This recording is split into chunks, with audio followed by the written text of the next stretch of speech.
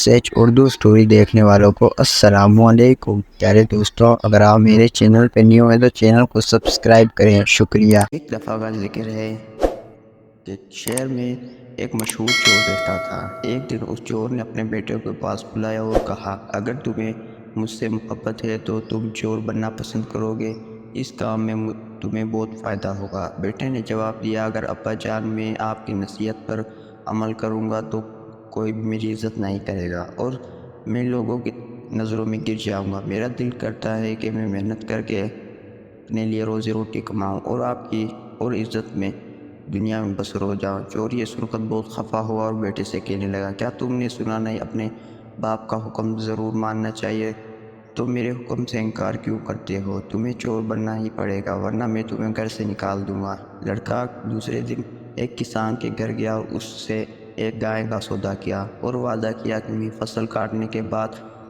آپ کو قیمت ادا کر دوں گا۔ جب لڑکا گائے کو گھر لے آیا تو اس کے باپ نے سمجھا کہ گائے کو چرا کر لایا ہے، اس لیے اس کو شاباش دی۔ چور کے ذہن میں یہ خیال پریشانی کا سبب بن رہا تھا کہ ایسا نہ ہو کہ کسان کو گائے کا پتہ چل جائے اور دونوں کو رسوا ہو جائے۔ کچھ عرصے بعد گائے نے ایک بچڑا جنا اور وہ خوب دودھ دینے لگی۔ دونوں باپ بیٹے مزے سے دودھ پینے لگے۔ جتنا دودھ چور پیتا اتنا ہی اس کا لڑکا بھی پیتا، مگر چور روز بروز نڈال ہوتا جا رہا تھا، کیونکہ اس کے ذہن میں بار بار یہی خیال تھا کہ کہیں گائے کی چوری کا راز نہ کھل جائے اور وہ رسوا نہ ہو جائے۔ دوسری طرف اس کا لڑکا دودھ پی پی کر موٹا تازہ ہو رہا تھا۔ ایک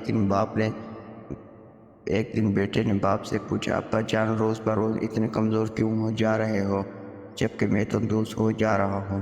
اس پر باپ نے دل کا اصلی حال بتا دیا۔ بیٹے نے کہا، ابا جان آپ کوئی فکر نہ کریں، میں نے گائے کا سودا کیا ہے۔ اور اس کے بعد جب چور نے اپنی ہونہار اور ایماندار بیٹے کی بات سنی تو وہ بھولا نہ سما۔ اس نے بیٹے کے سامنے وعدہ کیا کہ وہ آئندہ کبھی چوری نہیں کرے گا بلکہ محنت کر کے حلال روزی روٹی کمائے گا۔